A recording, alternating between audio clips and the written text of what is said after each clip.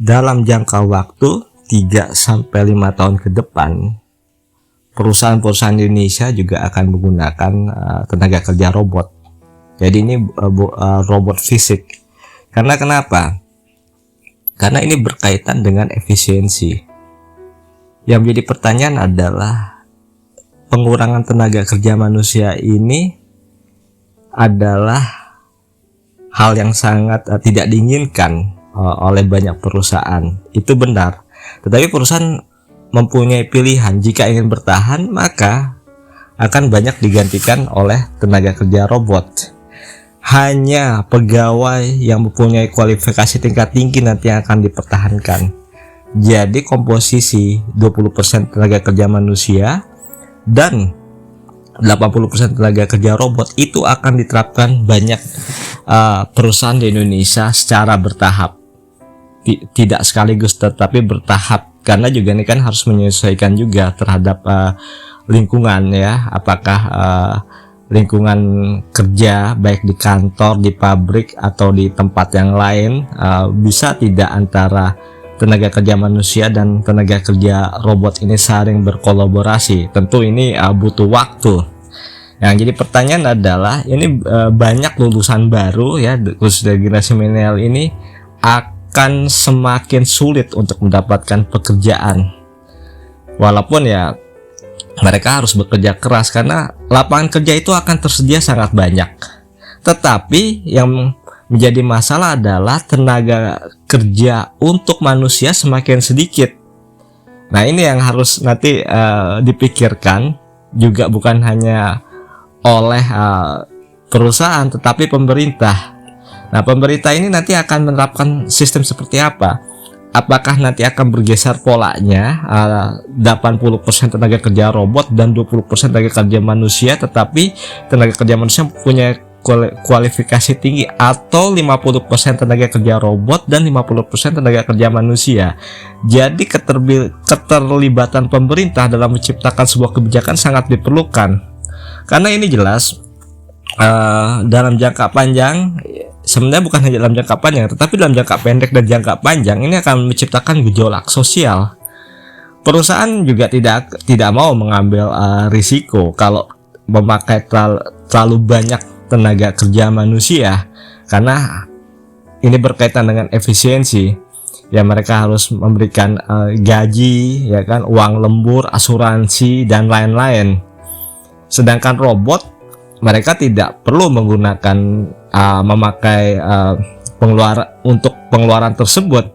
Jadi yang mereka pikirkan adalah mereka membeli robot bekerja tanpa pengeluaran gaji, tanpa pengeluaran asuransi, tanpa pengeluaran transportasi dan lain-lain.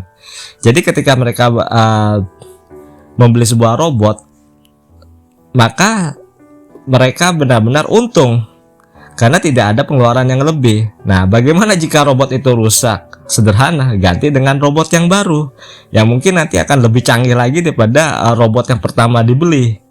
Nah, di sini nih nanti akan terjadi pergolakan sosial. Ini bukan hanya terjadi di Indonesia tetapi seluruh dunia. Bagaimana sih nanti nasib tenaga kerja manusia ini khususnya di Indonesia? Oleh karena itu nanti harus diciptakan kurikulum yang tepat ya. Bagaimana tenaga kerja Indonesia ini bisa menyiasati di era perkembangan kolaborasi antara robot dan manusia. Berarti harus ada perubahan kurikulum, yaitu kurikulum dalam pendidikan. Karena kalau tidak ada perubahan, ya akan semakin lebih banyak pengangguran.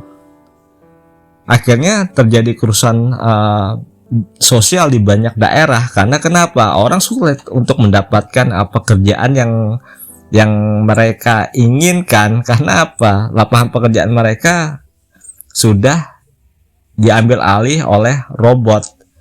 Ini tidak mudah, tetapi ini akan terjadi. Oleh karena itu perkembangan teknologi robot itu nanti dalam 20 tahun ini akan terjadi perubahan yang sangat besar. Jadi robot yang pada awalnya hanya dimanfaatkan untuk kepentingan industri, ini juga akan dimanfaatkan untuk kepentingan kehidupan di masyarakat. Jadi manusia dan robot akan saling bekerja sama. Nah, di sini tidak mudah pilihan ini, tetapi kalau hal ini tidak bisa dicarikan solusinya, maka akan terjadi gejolak sosial yang sangat luar biasa di masyarakat. Jumlah tenaga kerja yang besar tidak bisa untuk mendapatkan pekerjaan karena mereka akan digantikan oleh robot. Ini yang menjadi pekerjaan serius ya bagi pemerintah dan juga para pakar ekonomi, pakar teknologi, dan juga para pakar pemerhati masalah sosial. Perubahan ini terjadi karena perkembangan zaman, perkembangan teknologi yang semakin canggih, perkembangan peradaban. Jadi banyak hal yang mempengaruhi kenapa hal ini harus terjadi.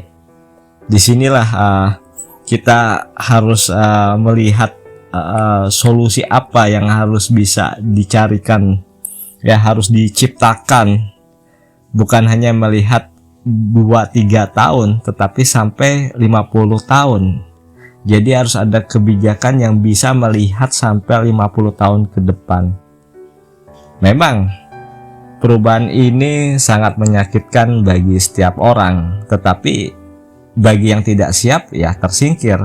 Bagi yang siap, ini adalah sebuah berkah untuk meningkatkan produktivitas kerja mereka. Tidak mudah, tapi itu adalah hal yang nyata.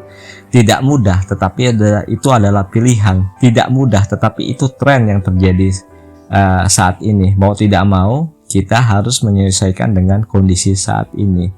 Saya Septa Indarto dari Global Strategis mengucapkan terima kasih.